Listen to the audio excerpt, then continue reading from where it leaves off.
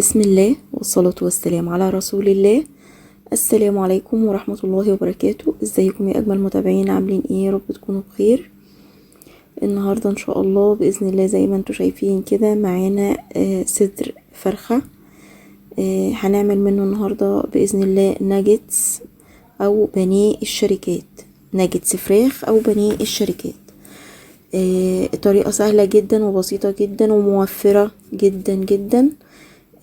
هيوفر معانا كتير. يلا بينا نشوف المقادير وطريقة التحضير. دلوقتي انا معايا صدر الفرخة ده، انا غسلاه كويس جدا، مغسول ومتنضف كويس جدا، مغسول بالمية والملح والليمون والخل، يعني تمام. هبدأ بقى ان انا اقطع الصدر بتاعي دوت لقطع صغيرة علشان يبقى سهل معايا في الفرم في الكبة، لان انا هفرمه في الكبة. هبدأ ان انا اقطعه تقطيع صغير جدا، مكعبات صغيرة جدا، علشان تبقى سهلة معايا في الفرم في الكبة.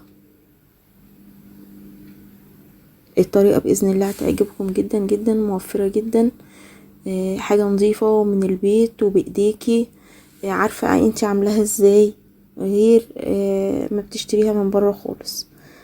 اهو زي ما انتوا شايفين كده التقطيع، تقطيع قطع صغيرة.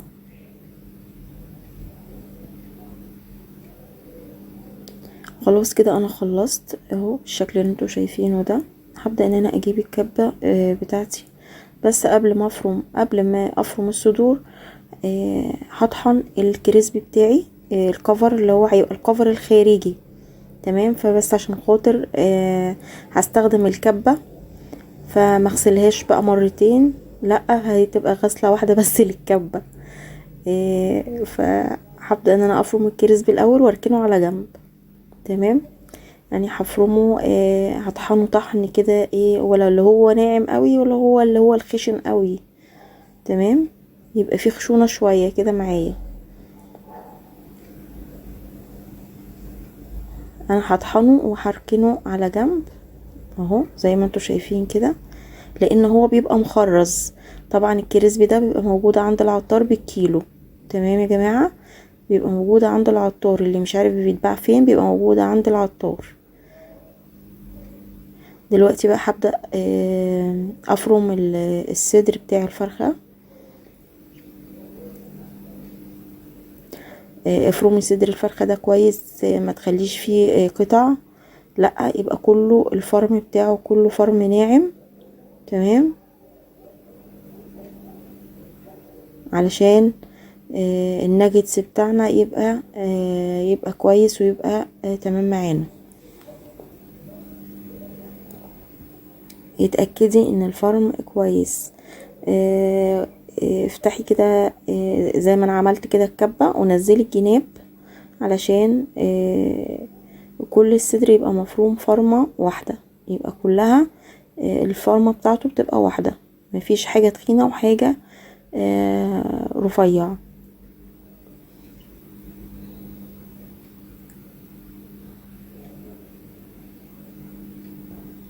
اهو كده بقى تمام معايا. هبدأ ان انا اضيف بقى الاضافات بتاعتنا، طبعا هكتبها لكم كلها برضو في صندوق الوصف. هبدأ اضيف معلقة كبيرة من مرقة الدجاج البودر.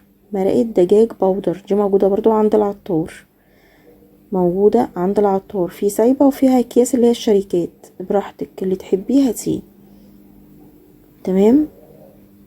معلقة كبيرة من مرقة الدجاج البودر. وهضيف دلوقتي معلقة كبيرة من الحليب البودر، معلقة كبيرة من حليب البودر، ونص معلقة صغيرة من البيكنج باودر، بيدي هشاشة كده للكفر بتاعنا، والقرمشة بتاعته بتبقى حلوة برضو، تمام.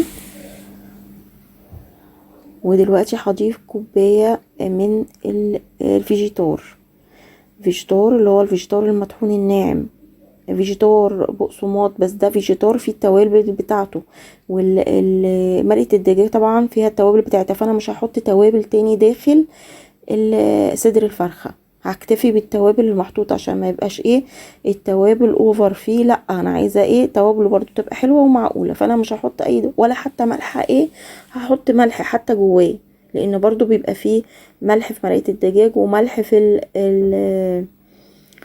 اللهم صل وسلم وبارك على سيدنا محمد في الفيجيتار. تمام. هوريكي دلوقتي احنا هنحط برضو توابل، بس هنحطها فين دلوقتي هتشوفوا معايا خطوة خطوة.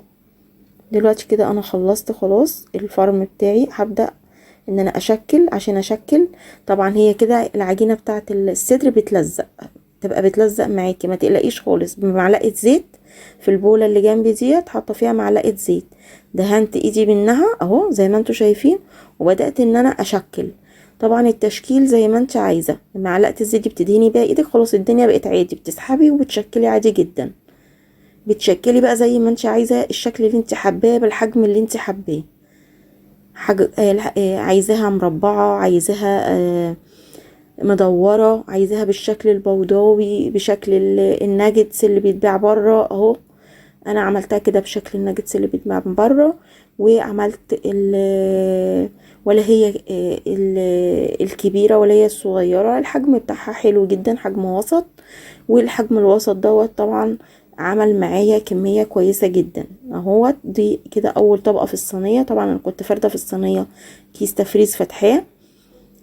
وهحط الطبقة التانية. الطبقة الاولى دي اخد مني 10، هبدأ ان انا بعمل الطبقة التانية اهو بالشكل اللي انتوا شايفينه. وخلصت الكمية بتاعتي بالشكل ده، طلع معايا 27 قطعة من الناجتس من صدر الفرخة. دلوقتي انا بعد ما خلصت دخلتها في الفريزر لمدة نص ساعة. دلوقتي هنبدأ نعمل ايه. دي التوابل بقى اللي معايا انا. معايا التوابل دي هعملها في كوباية مية متلجة، كوباية مية كبيرة متلجة. التوابل دي ايه عبارة عن ايه؟ معلقة صغيرة من الكاري، معلقة صغيرة من البابريكا، معلقة صغيرة من توم باودر، معلقة صغيرة بصل باودر، جنزبيل، فلفل اسود او فلفل اسمر، وملح. تمام. كل دي معالق صغيرة. جنزبيل نص معلقة صغيرة، بصل باودر نص معلقة صغيرة، توم باودر نص معلقة صغيرة. تمام. ودوبتهم في كوباية متلج، كوباية مية ساقعة. هبدأ بقى ان انا دلوقتي باخد قطعة الناجتس بنزلها في المية المتبلة وبحطها في الكريسبي، اشبعها من الكريسبي، وبرجع تاني انزلها في المية مرتين، علشان عايزة الكفر اللي بره ده، الكفر ده يكون كويس جدا، كفر محمل وحلو، طبقة حلوة. تمام.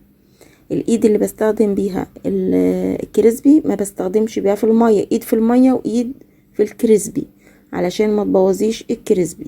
تمام. هخلص الكمية كلها بالشكل ده اللي انتوا شايفينه ده. بياخد مني بعمله كده بطبقتين، عايزة تعملي طبقتين، عايزة تعملي 3 براحتك جدا، عايزة تعملي برضو طبقة واحدة براحتك، بس انا بحب طبقة الناجتس بتبقى محملة، بتبقى حلوة جدا. خلاص كده انا خلصت. كده بقى تمام معايا. دي الاطباق اللي انا هشيلها في الفريزر، والصينية ديت اللي انا هحمرها. عمل معايا كمية كويسة، عملوا معايا 27 قطعة زي ما قلت لكم. طبعا فيها توفير جدا، تنفع بقى في المصايف، تنفع في الرحلات، تنفع في اي وقت انت مزنوقه بتطلعي من الفريزر وتعملي.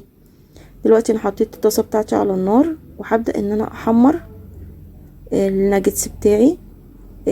ما تحطيش الناجتس الا لما تتاكدي ان الزيت سخن جدا، علشان ما يشربش منك زيت.